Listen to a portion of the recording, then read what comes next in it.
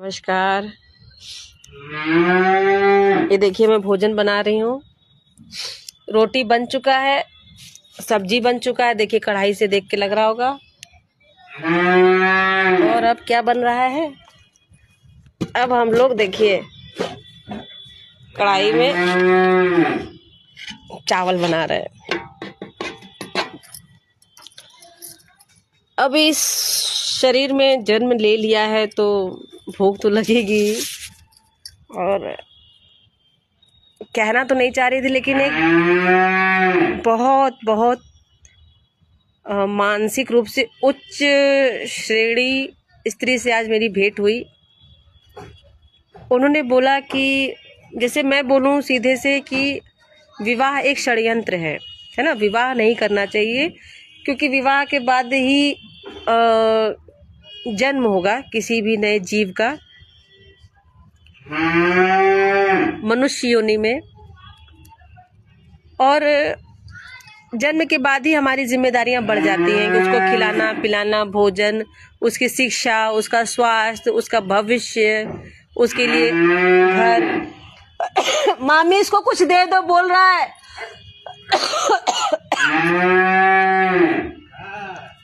तो फिर गोपाल, फिर हमने लेकिन उन्होंने कहा कि ये जो संसार है, ब्राह्मण वैश्य क्षत्रिय शूद्र सभी धर्म कुछ नहीं, सभी धर्मों में स्त्रियों का व्यापार होता है। एक लाइन में उन्होंने मुझे समझा दिया, ये विश्व ही खड़ा है स्त्रियों के व्यापार पे। ये देह व्यापार करता है। जैसे कि किसी ने किसी के साथ भाग्य के दुष्कर्म किया, वही काम करने के लिए एक परिवार माता पिता दूसरे परिवार में भेजते हैं सामाजिक रीतियों के दायरे में। वाह, मैंने उस स्त्री से, श्रेष्ठ उस स्त्री से, मतलब कोई दैवी शक्ति जैसा मुझे लगा। 1 घंटा मैंने बात की। मैं किसी, मेरे जानने वाले जानते होंगे, मैं किसी को भी समय नहीं देती हूँ।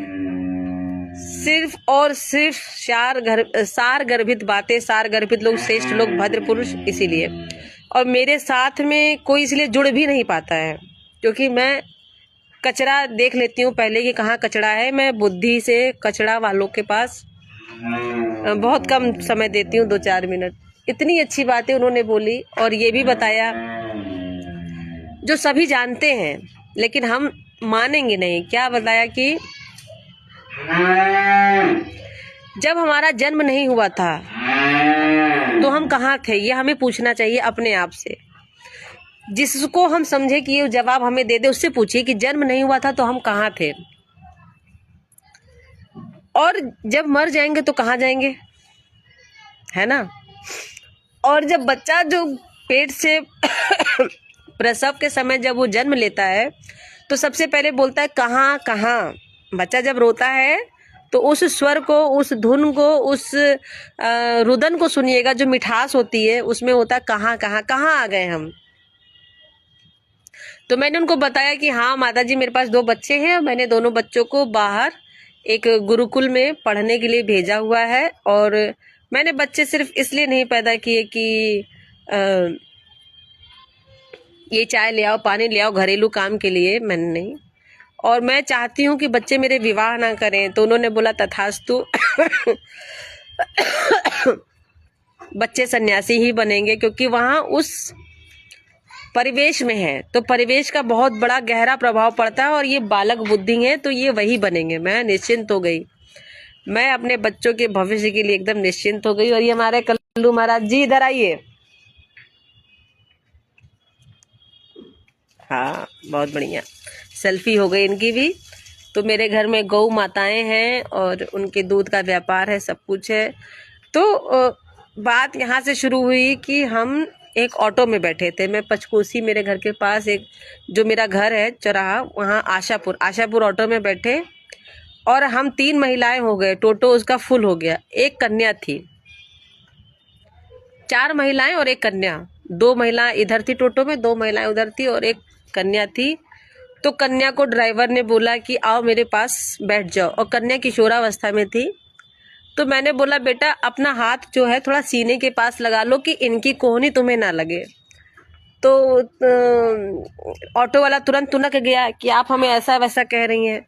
मैंने कहा मैं आपको ऐसा वैसा नहीं कह रही हूँ, मैं इस लड़की को, इस कन्या को कह रही हूँ कि आप अपनी सुरक्षा को, दैहिक सुरक्षा का दायित्व स्वयं लो और अपने हाथ को सीने से लगा के रखो कि ना लगे। बाकी तुम कन्या हो, कभी किसी से डरना नहीं, अपने मन की करना, अपने मन की जीना।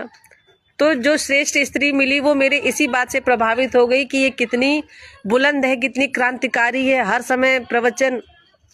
सास ही ऐसी मिली है तो क्या किया जाए। तो फिर मैंने कहा कि क्या कहा मैंने कहा कि उन्होंने कहा सोच समझ के बेटा जिंदगी में अपने निर्णय स्वयं लेना। मैंने उसको विवाह तक के लिए कह दिया सब कुछ। मैंने कहा ये मत करना, विवाह मत करना, ये है वो, जिंदगी में सोच के करना। तो उन्होंने कहा आप इतना जिसको बता रही हैं, लेकिन जो उसके दुष्परिणाम होंगे वो आपके ऊपर आएंगे। मैंने कहा राम जी का विवाह हुआ था, सब कुछ सोच समझ के हुआ था, क्या परिणाम निकला। ये जो मानव का जीवन है, सोच समझ के जिएंगे तो मर जाएंगे। इसको जिए, जैसे ही मर्जी आए वैसे जिए। और मैंने कई लोगों से सुना है, मैं नाम बता देती हूँ, मैंने संजय दत्त का इंटरव्यू सुना हुआ है। उन्होंने बोला था कि जिंदगी हमेशा अपने मन की जियो, सुनो सबकी लेकिन करो अपने मन की, जो मन आए वो करो। तो मैं वही करती हूँ, जो मेरा मन आता है मैं वही करती हूँ, सुनती सबकी हूँ। लेकिन मरने के समय ये दुख नहीं होना चाहिए कि मैंने ये अपनी इच्छा पूरी नहीं की। सभी इच्छाएं पूरी की, जो मन आए पहनती हूँ। मैंने सभी कपड़े पहने, मैंने सभी भोजन किया है, शाकाहारी हूँ और मांस मछली नहीं खाती हूँ। दाल चावल सब्जी रोटी चोखा, अगर मेरा अपना आइलैंड भी होगा तो मैं वहाँ दाल भात ही खाऊंगी। अच्छे लोग जैसे पता नहीं किस रूप में आके नारायण मिल जाएगा। तो आज मुझे इतना ज्ञान उन्होंने दिया इस लोक उस लोक और इस शरीर के बारे में, तो उसके आगे प्रधानमंत्री पद भी कुछ भी नहीं है। सब्जी रोटी रोटी वहां गया, सब्जी वहां गया अंदर, यहाँ भात है मामी, यहाँ भात है।